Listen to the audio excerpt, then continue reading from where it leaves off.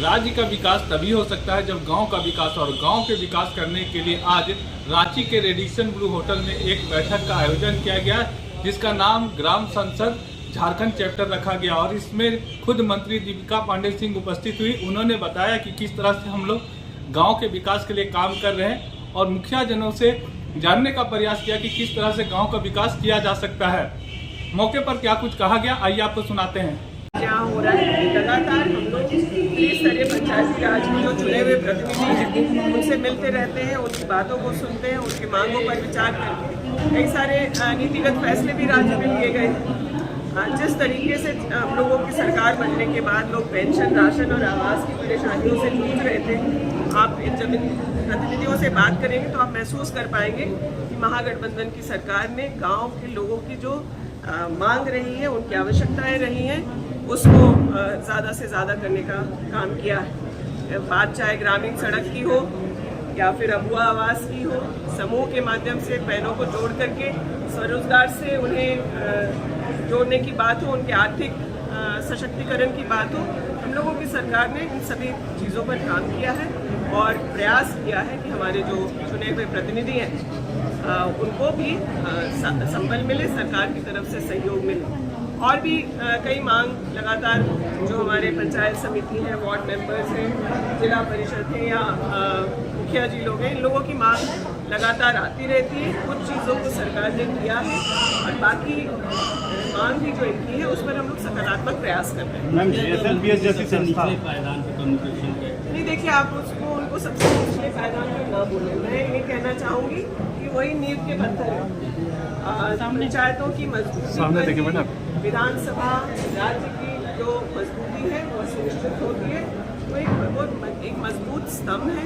मुझे लगता है कि उनके साथ सहयोग के बिना तो सरकार विधानसभा में खास करके जो राज्य सरकार निर्णय या फैसले ले रही है या स्कीम्स ला रही है लागू करने के सहयोग से होगी।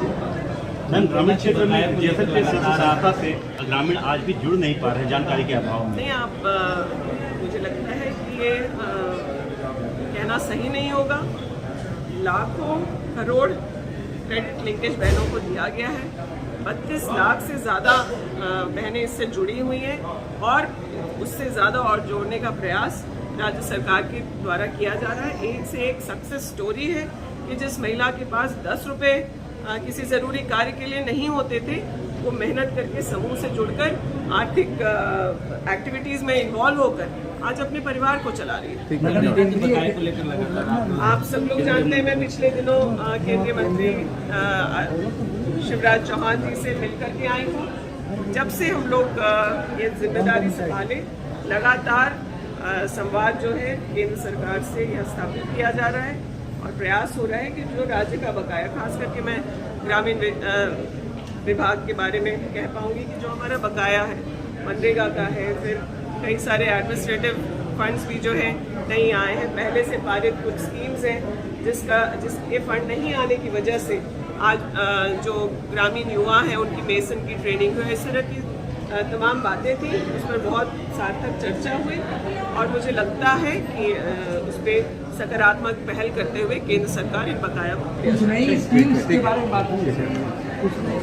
हम लोगों ने जो मांग बहुत अभी प्राथमिकता के अनुरूप सबसे मजबूती से जो मांग की है वो मनरेगा की मजदूरी को 405 रुपये करने की बात है।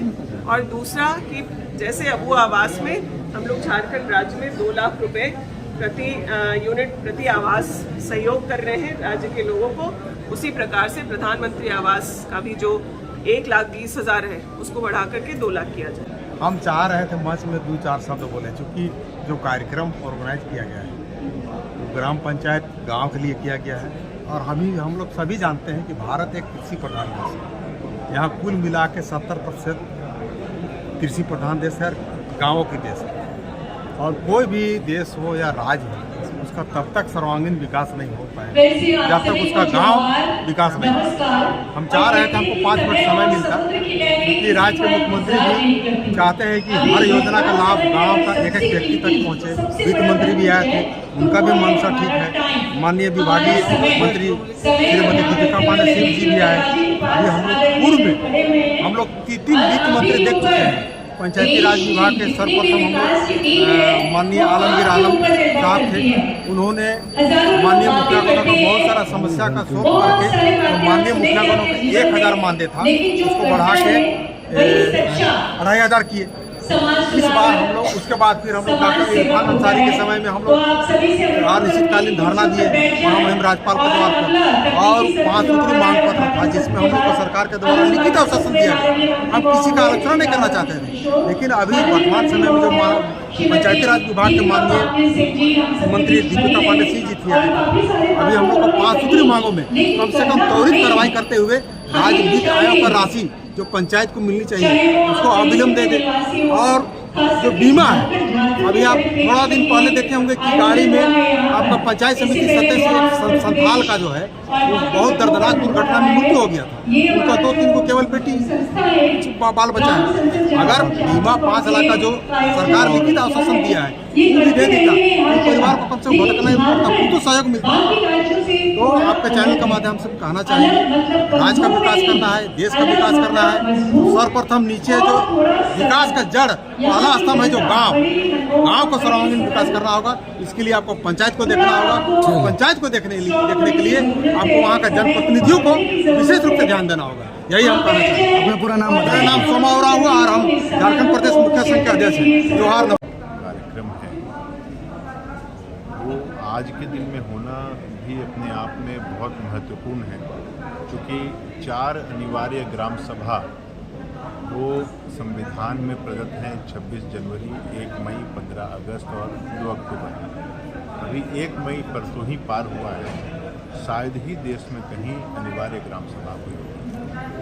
तो इस पे बात तो होनी ही चाहिए, और ये मुझे लगता है कि आज के ग्राम संसद के बाद जो मिनट्स यहाँ का होगा, निश्चित तौर पे यहाँ के आयोजकर्ता जो हैं वो उसको सरकार को सुपुर्द करेंगे।